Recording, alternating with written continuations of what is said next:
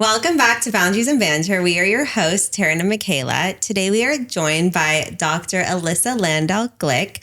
She is an educational psychologist. Alyssa, we're so excited to have you. So excited to be here. Can you tell us a little bit about what you do, your history, how you got into this? Yeah, so I'm going to take it way back. Okay, please do. Okay. I mean, like elementary school. So as long as I can remember, I've always had just like this comfort and like interest in being around individuals with disabilities. And that emerged like very early on. I remember I had a friend in elementary school who had a brother who had severe brain damage from a traumatic birth. And I would go to her house and I would ditch my friend so I could hang out with this brother of hers who needed to be fed through a feeding tube, who was nonverbal, and I would sit with him. We would play music. I even, at certain points, like I remember had these vivid memories of feeding him. Like his mom would sit and teach me, and I was so interested in it, and I was so comfortable with it, which is obviously... How old were you? Elementary school, maybe second, third grade. That's like crazy. it really just was something that was like came very naturally to me. And this is also the point which like my parents noticed that this was something that was like special about me. At that point, I started to like volunteer for Special Olympics, like just was something that was like, you know, not like front and center in my life because I was a kid going to like a typical elementary school, but it was there. And so, you know, I followed this interest. I studied psychology in undergrad. Where we met. We've been best friends for like... Alyssa said almost 20 years, which would make us 40. We are not 40. Our birthdays are a day apart, so we're exactly the same age. This podcast is low-key just like Michela bringing her best friends on. But in college, I studied psych. At that time, I also was doing an internship at a school local to our university for students with severe autism. And it was a really good learning experience for me because at that point, I realized that working with kids with severe disabilities was maybe not my calling. Like I was never comfortable with like the self-harm and the different things that you would see day to day in that type of environment. Took my learnings from that and then applied to get my master's in special ed. But at that point decided that I was going to specialize in mild to moderate disabilities. So that would be working with kids who had learning disabilities, verbal spectrum, you know, more like the typical kids you would see like in a mainstream classroom, but had, you know, support or were pulled out for different things. So I worked at a school when I was doing my master's in special ed that was for kids with learning disabilities who like on the surface, you would never know that these kids had disabilities, but maybe like a 12th grader who was reading at a 4th grade level. So, you know, a lot of like self-esteem and confidence and kids who really learn to like hate school. And finished that degree, got a California teaching credential, and a month later I moved to New York City. So, you know, I was 23 at the time. I was like, it doesn't matter. We're packing up and we're leaving. So, you know, I went to New York and there was like a bridge year where I worked in a preschool. So I went from like working in this high school for kids with learning disabilities all the way down to like a preschool for, you know, affluent New York City children. So it was like a big contrast and like, you know, kind of quickly realized that was also not where I wanted to spend my career, but it was fun. I worked there temporarily knowing I wanted to go back to special ed. And one day I was walking around in my neighborhood and I noticed a sign outside of this like broken down synagogue. It said the Quad Preparatory School. So I looked it up. I was like, interesting. They're like, right here, let me see what this is about. It's obviously not a public school. And since I don't have a credential, maybe I can teach there. So I look it up and it turns out that it's a school for twice exceptional students and they're in like their piloting year, which is why they were in the synagogue space. They were renting, you know, a basement with a handful of kids who really failed in other environments because twice exceptional means there's 2 exceptions to their development. They're gifted in some domain and then they also have some kind of disability. It could be learning disability, social emotional, behavioral, you see all sorts of things. So they, at the time, they had a handful of kids in this little basement and I walked in there and I was like, I'd like to come in for an interview. When can I do an interview with the 2 of you? And they're like, how's this afternoon? It was a very informal environment, you know, like there was just kids sitting at long tables learning, like there was really nothing to it. But I came in, I did an interview, and they're like, we think you'd be perfect. We're going to pilot our elementary program next year. And pilot means that we are going to be doing it DIY, like startup style. We're going to figure out like what curriculum we're going to use. We're going to figure out like, we're going to have to really study and understand the kids that are coming to us. And you're going to be a part of that. Yeah, I'm going to be the lead teacher in this classroom. So I'm going to be the one with the kids all day long. And, there was an amazing team, and they still have an amazing team of physical therapists, occupational therapists, speech pathologists, psychologists. So it still exists. Yeah. Oh, well, I'll get there in a minute, but the school and the demand for 2E education has like grown exponentially. When people started to realize what 2E learners are, it became very relatable. I think. Was just twice exceptional. Yeah, twice exceptional. So the exceptions. So if we're thinking of development, like typical development as like, reaching certain milestones and like not having challenges that come up along the way. So that's like a typical trajectory. These kids have two exceptions to that trajectory. The first exception is that like they show giftedness in some certain domain, and that can be like any domain. So, there's musical giftedness, there's kinesthetic giftedness, that's like an athlete. Mm-hmm. There's artistic giftedness. And then, of course, like there's classic like learning giftedness. Right. And that's also can be just specific, like within mathematics or I remember there was a student at the school. He was maybe like 7 years old at the time. And he was able to draw world maps in every city and label them by memory. Wow. And with like the periodic table, he could label every element on the periodic table and would like paint it in watercolors. Like truly like off the charts, inspirationally gifted. Wow. But he was on the spectrum. So his social, his emotional, all of those like benchmarks of development, were delayed. Right. And he also couldn't function and sit still and be in like a typical classroom. He wasn't interested in what kids were learning in a typical classroom. He wanted to learn what he was interested in.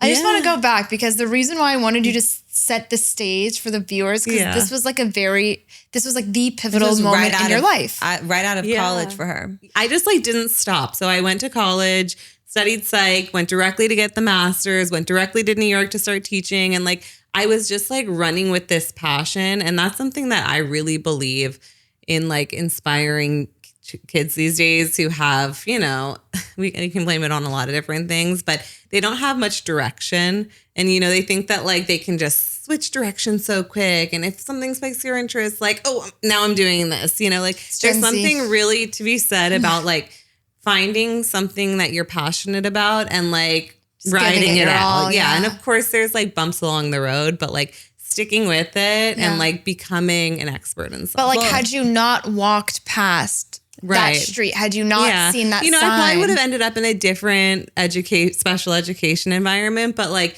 that was so meant to be. Like you built this entire thing. And then the bump in the street for you became COVID. Well, even before COVID. So I was teaching at the school for 3 years.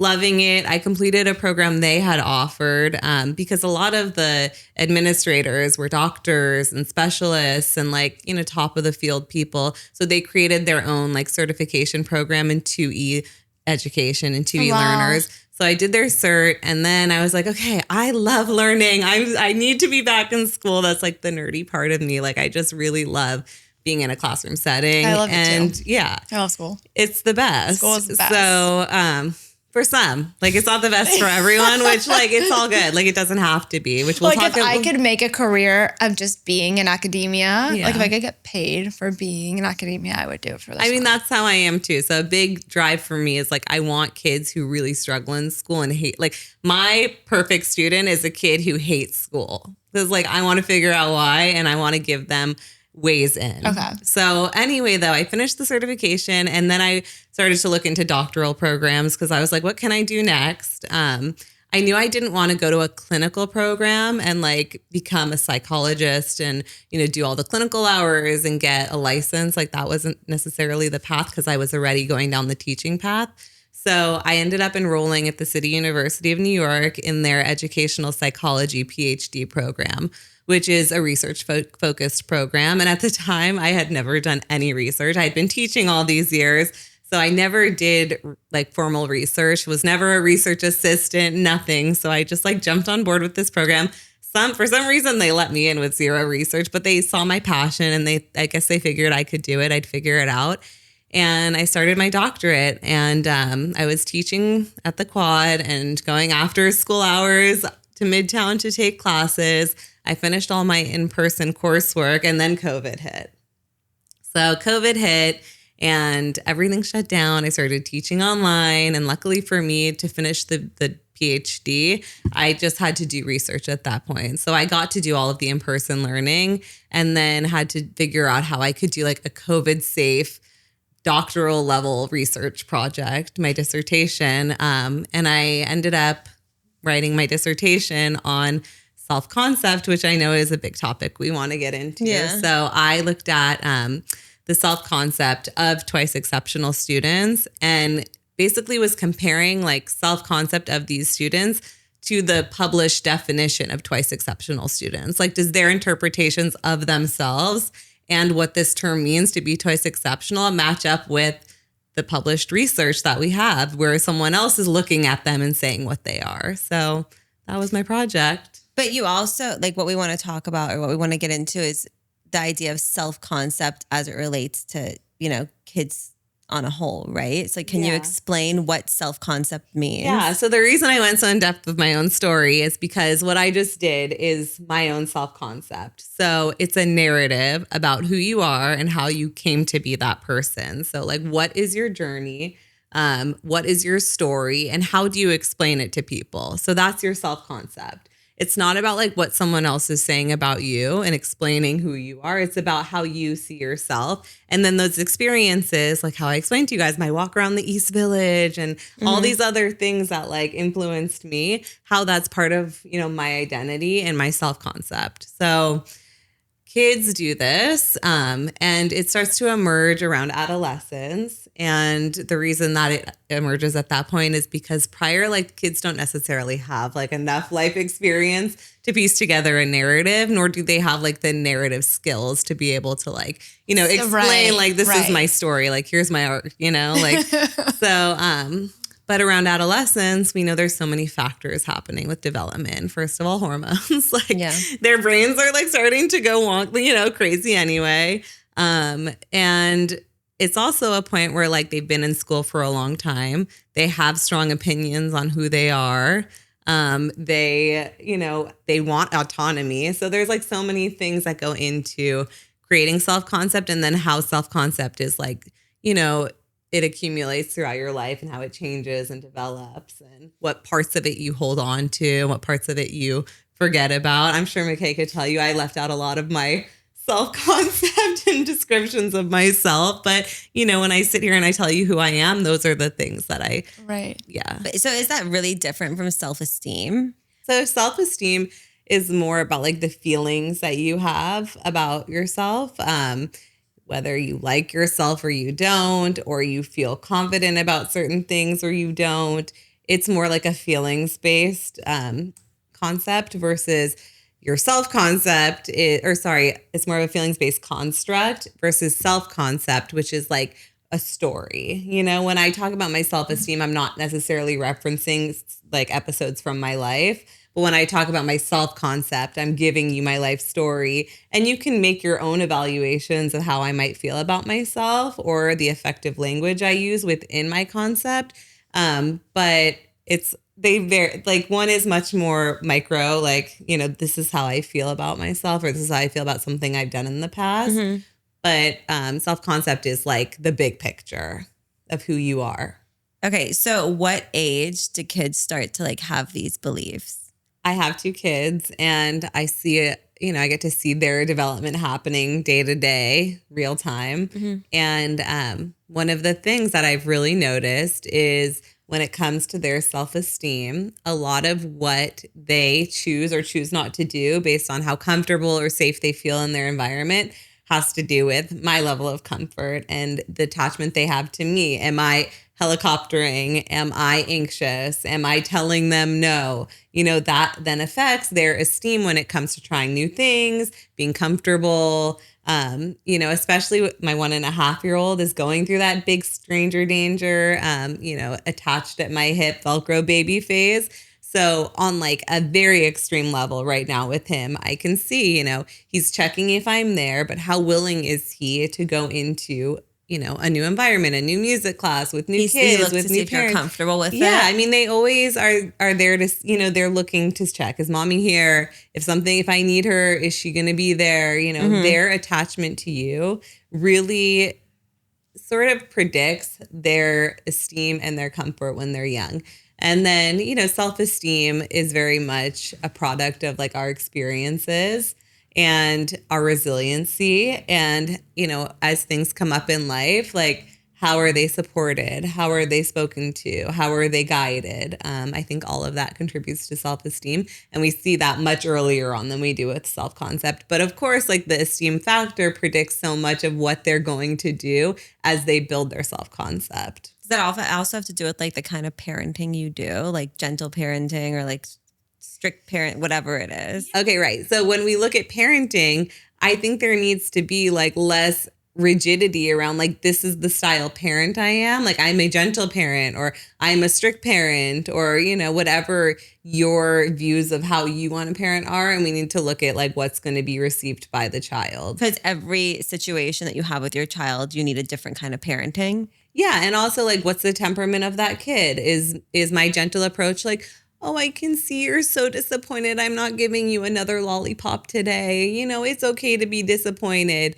Versus like, if you need to be stricter in that situation, like we had a lollipop, we're moving on. Like we've had this conversation, let's go, on to the next. Mm-hmm. So you have to sort of know your kid, know their temperament. And I suggest like, you can just type like child temperament research to look up the different temperaments, and that's like really informative. It's really interesting, and you'll be able to identify your kid really quickly, and then see what does my kid need and in what context, so when are they going to listen? When are they not going to listen? And then you modulate. And when we talk about boundaries and parenting, I think that like the big strong boundary is that you never project your own feelings onto your kid, and then the rest like falls into place. As long as you hold that boundary that you're not going to like guilt your kid for however they're behaving, you're not going to, make them think that they're the reason that you're upset or you're sad or you're angry. Like it's about them and their experience and learning to get through whatever they're getting through. So like, for example,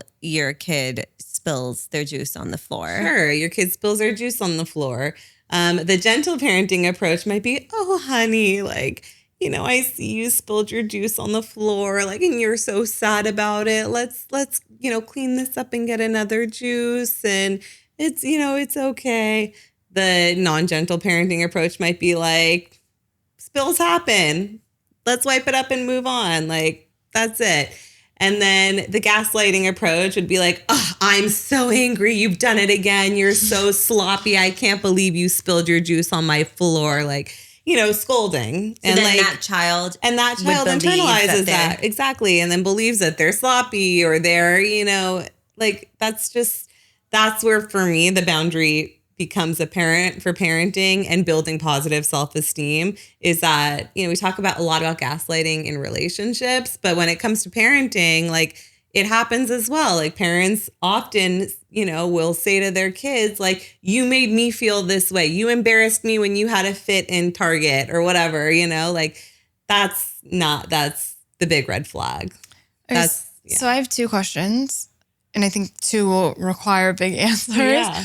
One is, what is the fear, right? So why don't we want to do this? What is the fear? What are the consequences? What does this look like in later years of their life when you're, guilting your kid or projecting your own emotions on them? Mm-hmm. And then I guess two, which is the next topic we can get into, is how much of their self-concept is created by other people and self-report or mainly their parents. Or their parents or whatever, or versus like self-reporting because they don't necessarily have those tools at that young age. Yeah. Carol Dweck came up with this theory called fixed versus growth mindset. And they're exactly like what they sound like. A growth mindset means that a child or an adult thinks that like, circumstances you can grow from, you can learn from, you can change the next time that something happens, how you might handle it or what you've learned from it. And you build on those skills, right? You grow. Fixed mindset is the opposite, the consequence of what you're acting, where someone may internalize so deeply that they're a certain way that their mindset becomes fixed. Give us an example of both. Okay. So in an academic setting, let's take a kid who maybe has struggled with dyscalculia, which is basically dyslexia with numbers, and has now been told so many times that they can't do math. And that like maybe when they're home and a parent is trying to help them do math, that there's so much frustration and like, why can't you learn this? Why can't you do this? Like, and then they go to school and they look at the test and then they are, in their own head told again, like, I can't do this. And like, that's where it becomes fixed. That kid might say to themselves, like, math, I'm never going to be able to do it. Anything like around math is triggering. They might avoid a math lesson where they then start acting out and having behavioral consequences. And it's just a snowball of like being so fixed around like, this is who I am. And like, this is what I'm told who I am, that like, they become, it's like a rut. Right. Like they could literally be the most amazing person at mathematics, but they would never figure it out. Right. Or they might not be the most amazing, but they might not need to be such a source of being but maybe they're capable, but they wouldn't, maybe in later years of life, they wouldn't look at professions because it's fixed. So you know what I'm saying? Exactly. Or they just, like they might just say like, oh, I'm not good at this. It just might become part of like a world becomes blocked off for them. Exactly. Yeah. And like math is just a simple, clear example that a lot of people relate to. A lot of people like think they're not math people. When I was working on my doctorate, I had to take a lot of statistics courses. And like I said, I didn't come from a research background. And so there was a lot of self-doubt with the math. I don't know if I can do this. And then the first time I had to take my comprehensive exam in stats, I didn't pass it. So I can relate to that doubt and that anxiety. But you know what? It doesn't need to be, I'm not a statistician. That's not who I became. But I exhibited grit, which is another construct I really want to talk about with kids. And I pushed myself through something challenging and I had an accomplishment because of it. And there was good that came of it. So and that's the growth mindset. When we talk about fixed versus growth mindset, we have to be so careful about labeling kids a certain way and putting them into that fixed mindset because you just don't know the consequences as they grow up. Right. Saying you're so shy or you're so smart. Because then they might only think that. Right. And they also might feel a lot of pressure because of that to perform a certain way. You're so smart and these are my expectations of you. You have to be the all AP student or you have to go to the Ivy League school. And, there's all this stuff about CEOs and how a lot of, the most successful people didn't even go to college.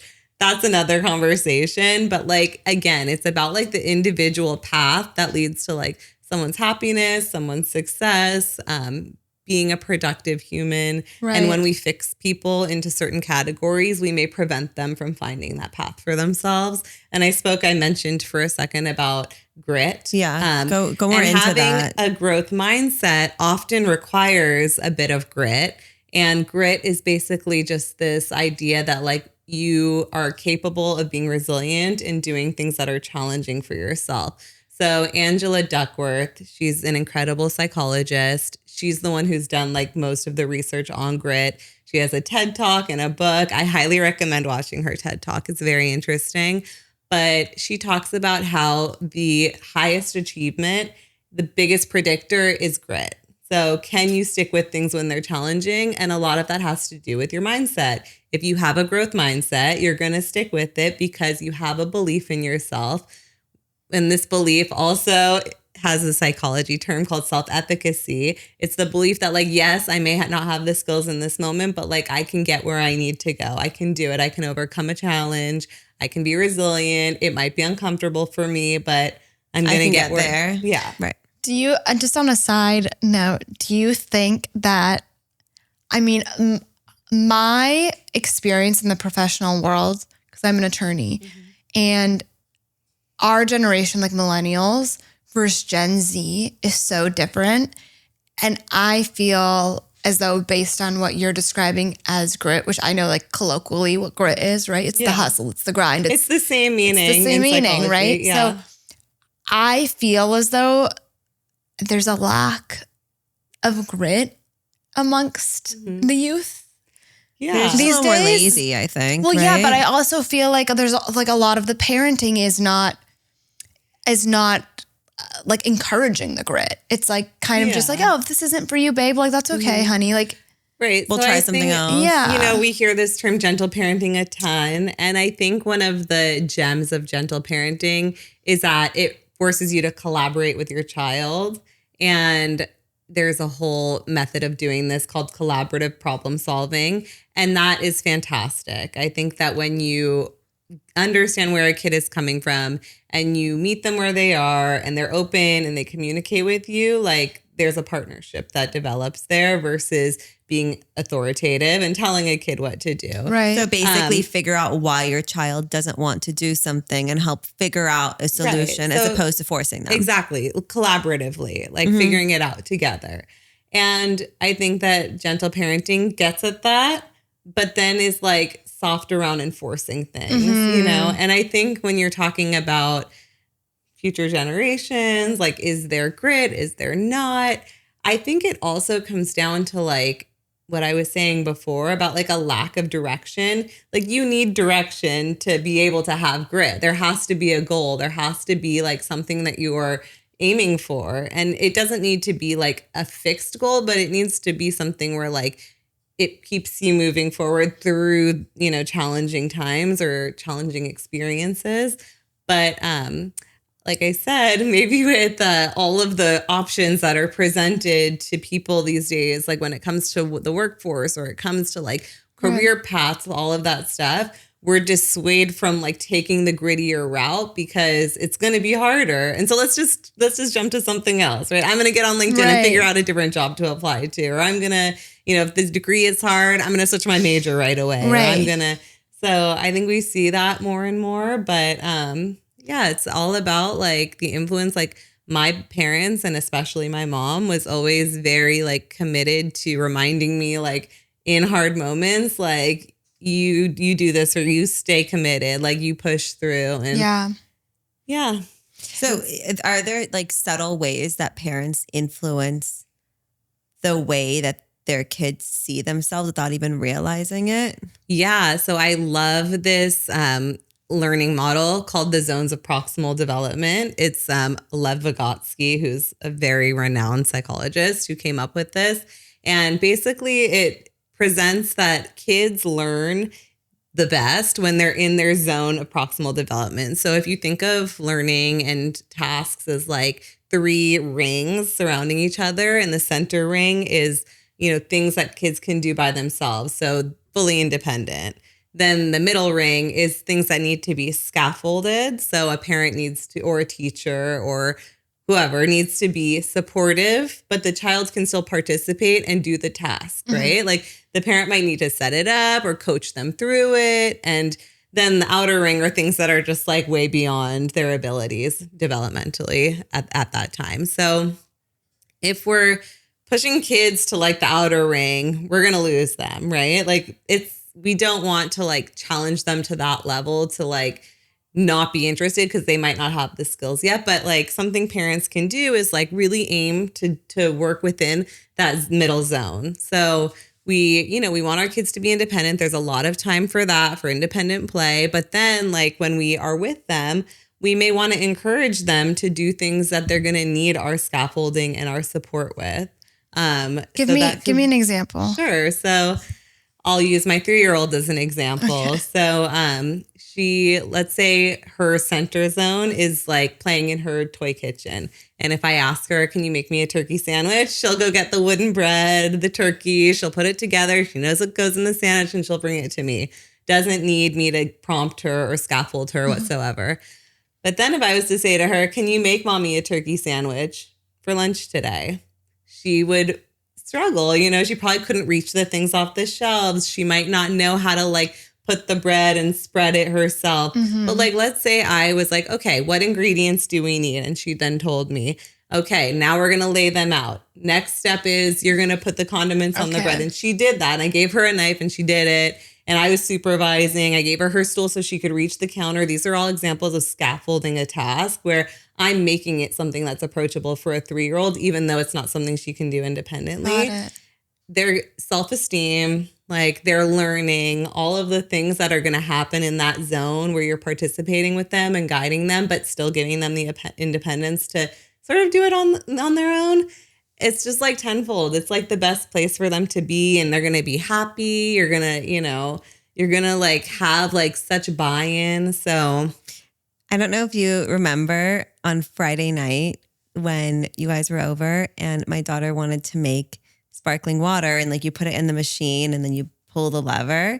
And obviously she can't do that by herself. She knows what to do. She knows the steps, but she can't do by herself. And then your husband helped her. And then she said to all of us, this was the perfect job for me. So I think that that's exactly what I mean. And it doesn't need to be this like sophisticated, educational psych, like abstract thing that I'm talking about. It's like little day-to-day tasks where you're connecting and with encourage your kid them. and that are not like out of your way. Like, you wanted to make the soda anyway. Like let them participate, and like, maybe it's in her third ring to like change the cartridge herself, or like you don't need to like push it to a level that's like beyond them. But, to bring it into that place where like they feel like they get a lot of like autonomy and like, confidence and pride over what they're doing. So that's how you encourage their self-concept in a really positive way. Yeah. Well, and their self-esteem, right? Because I don't think my daughter's going to like make the turkey sandwich example part of her like life story. But maybe like she is going to go to culinary school, and that's, like maybe she'll be like, I can cook. That would be amazing for me. But, like that's what I'm saying is like, we don't want to like hold kids back because we don't think they have the ability to be involved, or that it's going to be more of a nuisance to involve them. We find that like, it's like Goldilocks. We want to find that like perfect spot where we're, getting them to be involved, and we're coming up with tasks that are like authentic and engaging. And it doesn't need to be like you're reinventing the wheel to do that.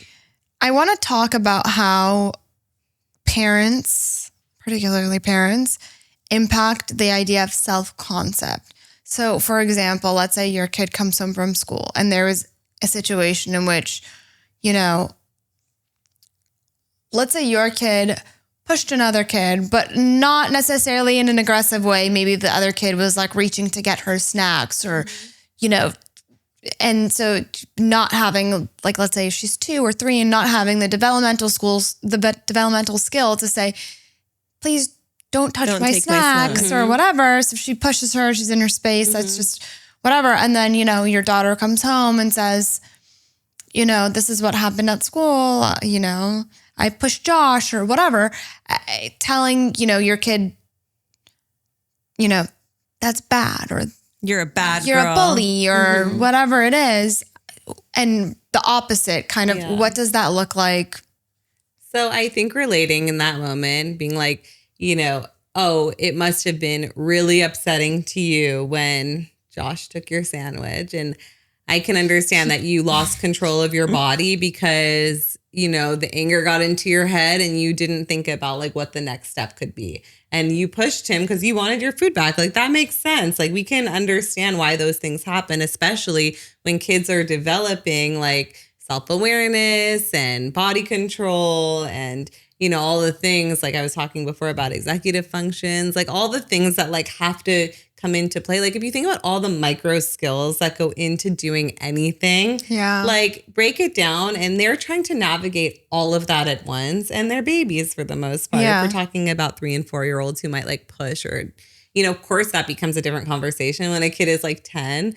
But when a kid is little, like you are relating to why they might do that, but then setting a boundary like of how to deal with it the next time. Like there's like children's books that go through like the feeling of being mad, and like the angry superhero gets inside your brain and controls your brain. And like there's ways to break this down for little kids so that we're not using like abstract terms about feelings and That's so emotions and like making it, so much beyond their developmental capacity. Cause, we're not looking for like a therapy session. We're looking for a moment of relatedness. You don't want to lecture them. You don't want to lecture them, and you don't want to make it like developmentally beyond what they're capable of understanding. So, you relate and you talk about it and you explain what happened, and then you give them the skills. And hopefully you can also, they have a teacher who's open to collaborating and like being on the same page, because we haven't talked about consistency yet. But like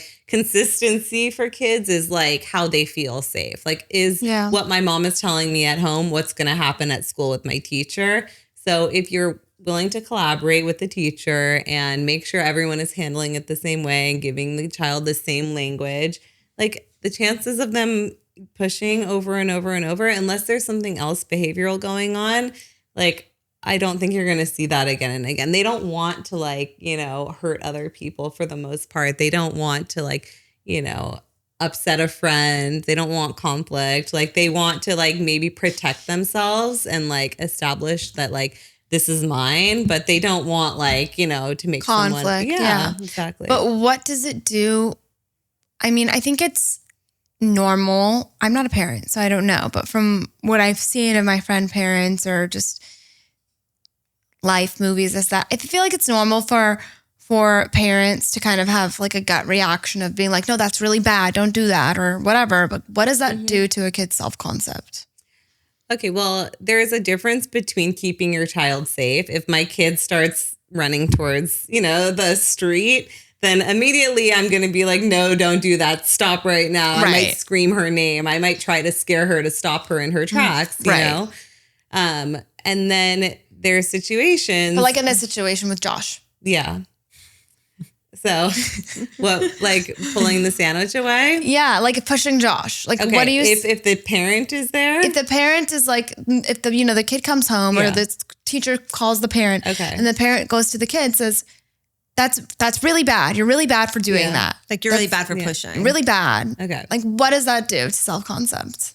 Or self-esteem? Well, that goes into the labeling thing again.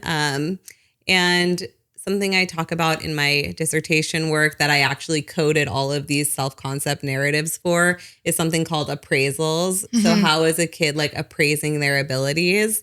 What like adjectives and descriptive language do they use to describe themselves? And what's really interesting is that my research found that within these narratives of kids who like displayed both like high ability and low ability, like the negative affect always came out, even in like the positive, the things that they were talking about in their high abilities. So it sticks with them. Can you give us an example? Yes, there's a really cute example that comes right to mind. And the documentary I used to do this research because I couldn't do collect in-person narratives at the time. It's called Twice Exceptional. And it's a really cute documentary that you guys can stream if you ever want to see it. But there's a girl and they were all seniors because I said like self-concept, you really need to look at like adolescents to have like a fluid narrative. So there was a girl who they interviewed and she's talking about her abilities and she goes like, I am really good at animation, but I'm really bad at parties. Like she was talking about like her strength, like being really good at animation. And she continued on to go to college for animation. This was years ago. So she's probably still working in that field. And she still had to follow up that like she was good at something with like, oh, but I'm really bad at this, like it always coincided with like, this is like what I'm taught to know about myself is that like I have a hard time socializing. And like it's okay to have a hard time socializing and to know that about yourself and to have social anxiety and like but to say I'm really bad at parties, like, that's where really sad. Like when it's part of your actual self-concept in your story. Exactly. And maybe someone has said to her before, like, oh, you're so awkward or you're so this. And like those things, I'm not saying like we're perfect human beings and we can go around all the time being like hyper aware of the things we say and, so sensitive to everyone's like emotional development, all of that. Like we have to be realistic. But when we're parenting and we're with someone, who we're giving feedback to repeatedly, like there has to be some awareness around those type of labels. Like you're shy, you're awkward, you're so uncomfortable, like loosen up, like, Have you ever So basically, to sum it all up, the way that you talk to your children and the labels that you put on them and the way that you, I guess, like encourage them to do certain things will really build their self-concept, which goes hand in hand with their self-esteem, right? Yeah, exactly. And, especially if a kid is struggling with something, right? Like not dismissing the struggle and trying to like fill it with something that they're good at, like sitting in that and like letting them know that it's okay, and that you can, encouraging that growth mindset. And, if you think about it, like, especially when they're little, like you're your kid's whole world.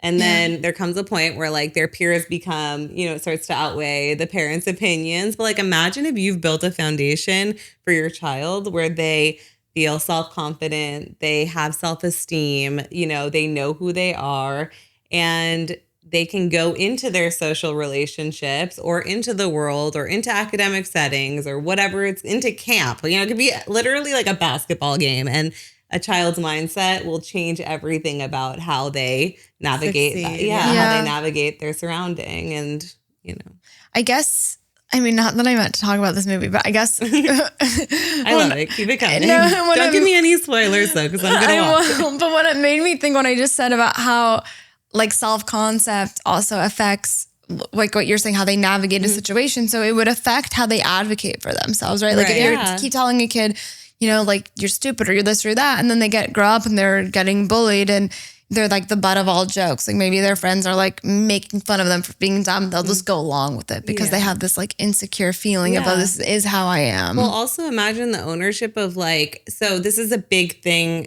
When I was working at the Quad, the 2E school, I started piloting that elementary program. And as the years passed, I really wanted to creep my way back up to the upper school, which is what I did. And one of the big skills that we always talked about with kids in the high school were how do we prepare them to advocate for themselves and to go into like, a workforce or a college setting or whatever it is with self-awareness, because the disability is not going away. They need to know that they have it and be able to discuss how they've navigated it and how they live with it, but to still know that like they have so much worth and that there's other things that like outweigh that, like the disability doesn't define them. Yeah, that the disability doesn't define them, that there are other strengths or other interests or other things that like bring worthiness. And like, if we can figure out a way to flip my research findings where like maybe they're discussing their deficits, but then can, overwhelmingly overshadow that with like, this is what I can do well. And this is how I manage my challenges and my deficits. Actually, think about that for like anyone who's typically developing too. If we weren't like so focused on like where we fail and what's hard for us and what we don't like about ourselves, and we instead like started to actually internalize like what our strengths are, because everyone's a little 2E. We all have things that we're better at and that we struggle with. But if we could like really focus on our strengths, like everyone would be so much happier, True. And it's like we live in this ultra competitive, and now everything is like so public online and, this world where we compare and like it's so easy to get sucked into that trap. Yeah. But yeah. Yeah. That makes me think of like you brought up Love on the Spectrum earlier. That show. Abby. Yes, of course. Like that's what that makes me think of because she's so proud of herself. Yeah. I have to say like all of the parents and families that accompany the Love on the Spectrum cast are wonderful. Like, fantastic. Like they all are so loving and they all like they really, seem really proud of their kids. And they all like, so Abby, or not Abby, what's the person on the show who is like really into the beading and she and her American Girl dolls and I don't know. You know who I'm talking about though? Do you know who I'm talking about? I didn't watch the show like you guys. Okay. Did. I watched one season, I think. I wish I could think of her name right now, but she's adorable. She's an adult, but she's really into dolls and beading and like a lot of things that are like maybe developmentally immature is how someone might view it. But like she lives in her own apartment. She's like, really into her things, like her beads that she sells online and has made a business out of. And now she also, because of the show, has like a lot of brand endorsements. And she like lives a life with her dolls and all her stuff. And she takes ownership of who she is. No one's telling her, you're an adult, get rid of your American Girl dolls. They're teaching her how to be an adult and have an apartment and make money for herself and now have fame and have, inspired other people and still be who she is and be proud of that and not be shamed for it. So, I love that show. I think everything about it is perfection. But yeah, it's that's really what I'm getting at is like you don't have to change who someone is to encourage like them their to strengths. to encourage them to be who they are, like they don't, to encourage their strengths and to let them still have that. You don't need to change the aspects that are quirky or, any of that. Yeah. But you need to enable them. And that comes from a young age of telling them all of like the things that they're wonderful at versus all of the things that maybe. Yeah. And also ensuring that grit and knowing that things aren't always wonderful and, just making sure that we know we can push through challenges. We don't have to avoid them. Yeah. Collaborative. Yeah. Parenting, as you said. Yep. Well, I think it's a good time to get into our would you rather. Oh, yeah. Okay. Sure. So, would you rather your child grow up with extremely high self-esteem but very little self-awareness, or very strong self-awareness but frequent self-doubt? I think definitely having the low self-awareness and high self-esteem, because self-awareness can be taught. You can, if someone's sitting too close to you, you can start to create strategies, very concrete strategies about like, there needs to be a little bit of amount space. inches. Do you want me to give you a ruler for a little while that you can use to sit between, to have between you so you know how much space that is? Or if it's something like they can't follow a schedule, like you can create so much structure for someone to learn self-awareness or even manners or anything, all these uncomfortable things are like, oh, I can't tell someone to like eat with a fork. Like someone can in a loving way, in a helpful way. And that creates self-awareness. Yeah. But self-esteem, as we've been talking about through this episode, is so much harder to undo the damage of, Right. Would you rather your child be known as the smart one and avoid failure, or risk losing that identity in order to grow? Do you want to answer for me? the latter. The latter. Growth mindset, baby. Yeah. I mean, if you have a growth mindset, it's like you can do anything. Yeah. And then our last one is, would you rather your child be wildly liked but struggle to say no, or risk disappointing others but hold strong boundaries? I would like somewhere in the middle. I think that Alyssa, that is not the game that we're playing. I don't think either of those are beneficial developmentally. I think that kids need to understand context. And not just kids. I'm so used to saying kids and students, but people need to understand context.